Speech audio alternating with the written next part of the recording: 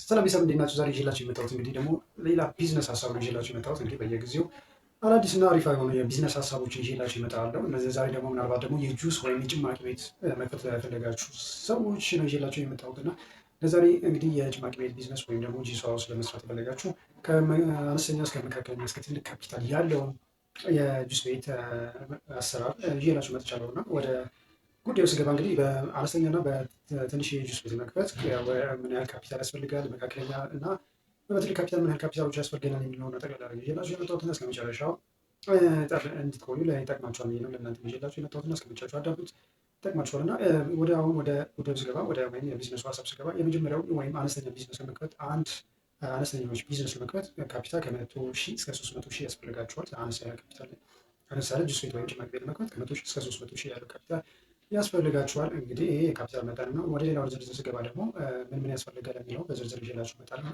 አንድ የጭማቂ ቤት ለመክፈት አነስተኛ እንግዲህ ፍሪጅ ያስፈልጋችኋል። እንደገና ደግሞ ብሌንደር ወይም ደግሞ የጁስ መፍጫ ያስፈልጋችኋል። ጠረጴዛ ያስፈልጋችኋል። ወንበር ያስፈልጋችኋል። የተወሰኑ ወንበሮች እና የተወሰኑ ጠረጴዛዎች ያስፈልጋችኋል። ከዛ ደግሞ እንግዲህ ሼልፍ ያስፈልጋችኋል። ምክንያቱም ጁሱን የምትፈጩበት ቦታ ያስፈልጋችኋል። እንግዲህ በተወሰነ ይችን ይመስላሉ እና ፍራፍሬዎች እንግዲህ ፍሪጅ፣ ፍራፍሬዎች እንደገና ደግሞ የጁስ ግላሶች ያስፈልጋችኋል ወይም የጭማቂ ብርጭቆዎች ያስፈልጋችኋል።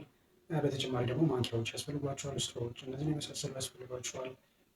የተወሰኑ ደግሞ ሳህኖች የምታቀርቡበትን ያስፈልጋችኋል።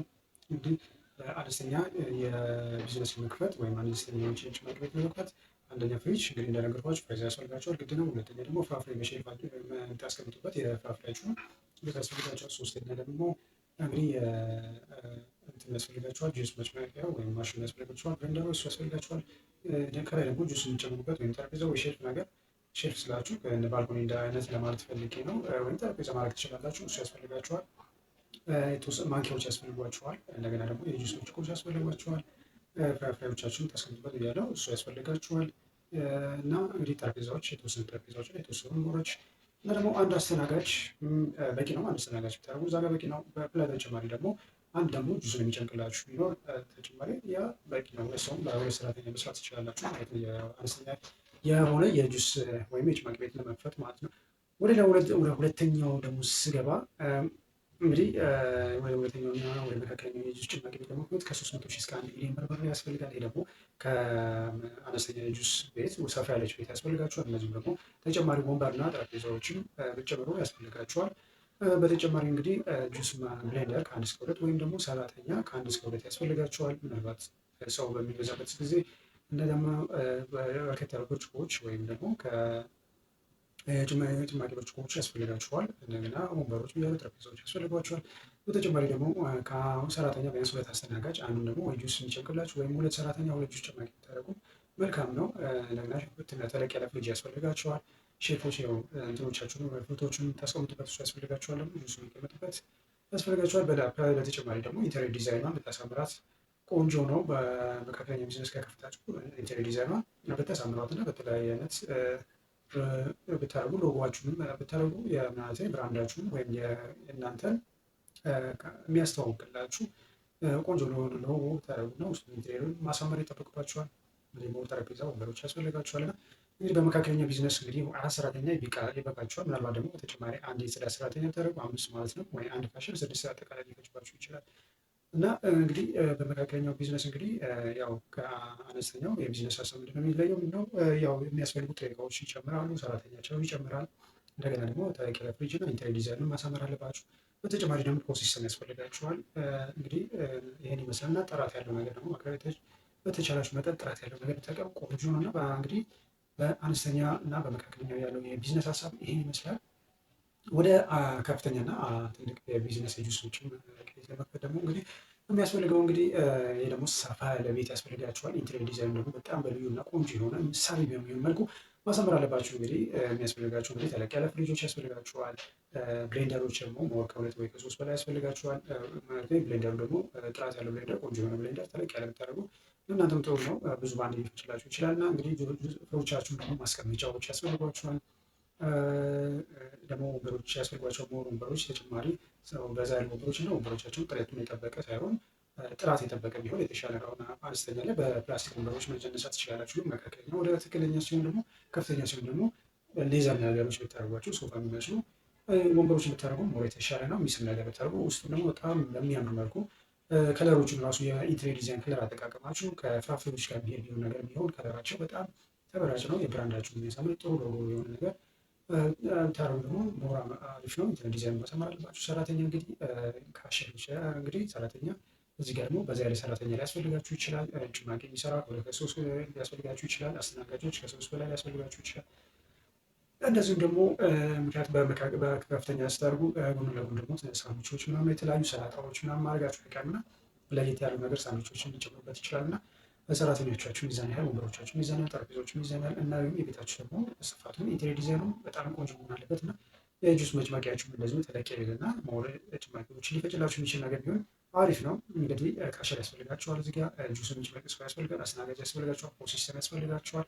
ጽዳት ሰራተኞችም ከአንድ እስከ ሁለት ሊያስፈልጋችሁ ይችላል። በፈረቃ ሊሰሩላችሁ ከጠዋት እስከ ማታ እስከሆነ የሚሰሩት አንድ ሰራተኛ በፈረቃ ቢሆን ሊሰሩላችሁ ይችላል። ወይም ደግሞ እንደ አግሪመንታችሁ ከሁለት ሰራተኛ ያስፈልጋቸው በትንሹ ማለት ነው። ጽዳት የሚሰራላችሁ ውስጡ ደግሞ የጽዳት ቦታዎቻችሁን ማጽዳት አለባቸው። የእጅ መታጠቢያ ቦታዎችን ማጽዳት አለባቸው። ቤቶቻችሁ ንጹህ መሆን አለበት።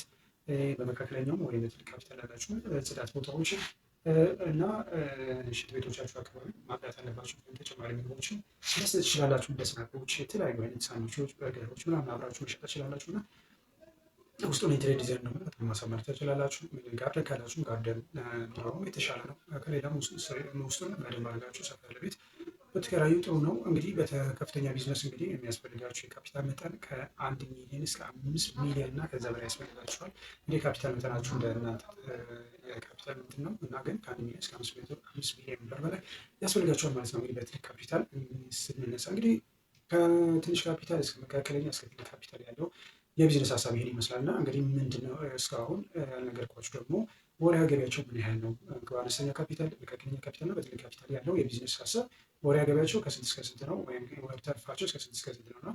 እንግዲህ በአነስተኛ ወርሃዊ ትርፋችን ከ15,000 እስከ 50,000 ይሆናል። ወርሃዊ ትርፋችን በአነስተኛ የጭማቂ ቤት ወይም የጁስ ቢዝነስ ከ15,000 እስከ 50,000 ይሆናል። ወደ መካከለኛው እና ደግሞ ከፍ ወዳለው ስንሄድ ደግሞ ወደ መካከለኛው የወርሃዊ ትርፋችን ከ50,000 እስከ 150,000 ድረስ ይሆናል ማለት ነው። ወርሃዊ ትርፋችን ከ50,000 እስከ 150,000 ይሆናል። በመካከለኛ የጭማቂ ቤት ቢዝነስ የወርሃዊ ትርፋችን ማለት ነው። ወደ ከፍተኛና ወደ ትልቅ የጁስ ጭማቂ ቤት ስናልፍ ደግሞ ወርሃዊ ትርፋችን ደግሞ ከ150,000 እስከ 500,000 እና ከዛ በላይ ይሆናል ማለት ነው። ወርሃዊ ትርፋችን ማለት ነው።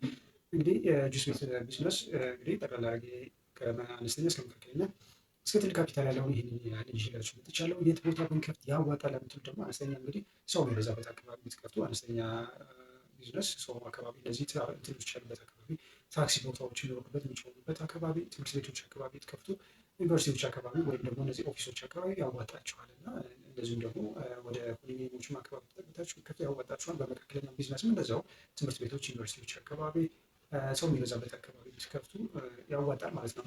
እንደዚሁም ደግሞ በትልቅ ካፒታል ደግሞ የጭማቂ ቤት የት አካባቢ ልክፈት የምትሉ ከሆነ በጭማቂ ቤት በትልቁ መገናኛ፣ ቦሌ፣ ፒያሳ፣ ሳር ቤት እንደዚህ ወይም ደግሞ እንደዚህ በዛ የሚሉ ሆስፒታሎች አካባቢ ቢሆን ችግር የለውም። እንደዚህ በመካከለኛ ቢዝነስ በሆስፒታሎች አካባቢ መክፈት ትችላላችሁ። በአነስተኛ እንደዚሁ መክፈት ትችላላችሁ እና በትልቅ ካፒታል ደግሞ ያው ቦሌ፣ ፒያሳ፣ እንደዚህ መገናኛ፣ ሳር ቤት ትልቅ ቦታዎች ላይ ብትከፍቱ አዋጭ ነው። እንደዚሁም ደግሞ ምንድነው ወደ ፍየል ቤት አካባቢ ብትከፍቱ እጅግ አዋጭ ነው። ምክንያቱም ብዙ ነዋሪዎች አሉ እዛ አካባቢ እና እነዚህ ቦታዎች ደግሞ ብዙ ሰው የሚንቀሳቀስበታቸው አካባቢ ስለሆነ እንደዚሁም ደግሞ እዛ አካባቢ የሚውሉ ሰዎች ያው ያላቸው ናቸው በብዛት እና በትልቅ ካፒታል ላይ የሚሰሩ እንደዚህ አካባቢ ብትከፍቱ ያዋጣችኋል ብዬ ነው የምነግራችሁ እና እንግዲህ ለዛሬ ይዤላችሁ የመጣሁት የጭማቂ ቤት ቢዝነስ ይመስላል። ቀጥለው ደግሞ በሌላ ቢዝነስ ከምንገናኝ ቻው። አስተያየት ወይም ቅሬታ ወይም ደግሞ እንደዚህ ይደረግ ለምትሉ ከሆነ በኮሜንት ሴክሽን ላይ አስፍሩልኝ። ከወደዳችሁ ላይክ፣ ሰብስክራይብ ማድረጋችሁን አትርሱ። ቻው።